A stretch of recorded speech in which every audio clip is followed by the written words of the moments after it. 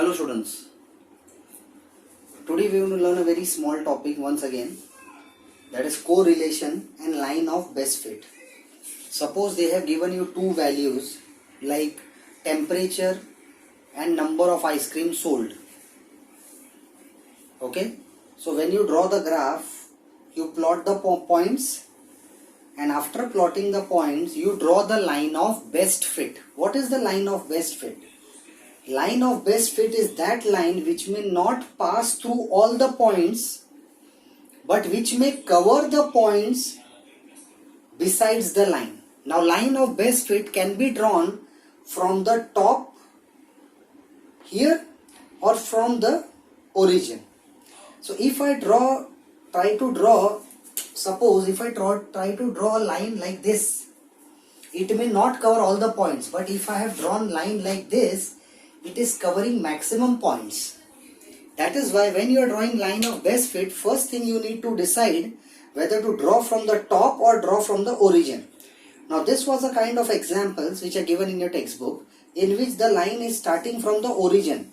Whenever line starts from the origin, that is called as the positive correlation. Remember, I repeat once again, when the line starts from origin, that is called positive. So these are the two graphs in which the line is starting from the origin. So both the cases I have written positive, positive. First thing you need to understand. Now, because majority of the lines are near the line of best fit, that is why this kind of correlation is called as the strong correlation. Strong positive correlation means the temperature and number of ice cream. As the temperature will rise, the number of ice cream sold will be more, and as the temperature is less, the number of ice cream sold will be less. So they say that this kind of example has a strong positive correlation. What is correlation? Relation between two things.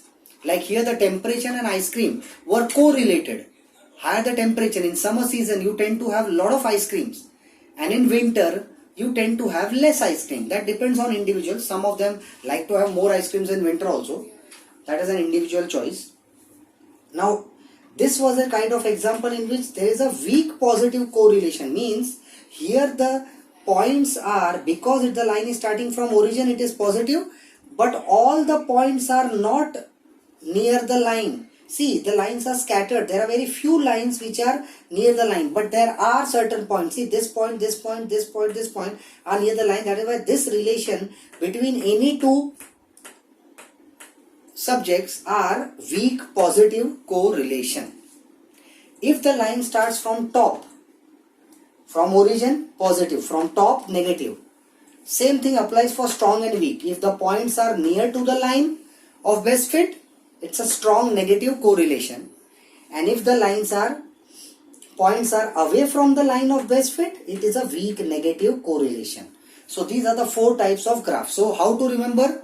If the line starts from origin, positive. Line starts from top, negative. If the points are near to the line of best fit, strong. Strong. If the points are away from the line of best fit, weak. Weak. But suppose take these two examples in which the points are like this. So here if I draw the line like this, no point of drawing line like this, no point. That means there is no correlation between these 2 points. If I say temperature and subject, temperature has no relation with the subject studied. Temperature is high, you study maths. Temperature is low, you study science. There is no correlation.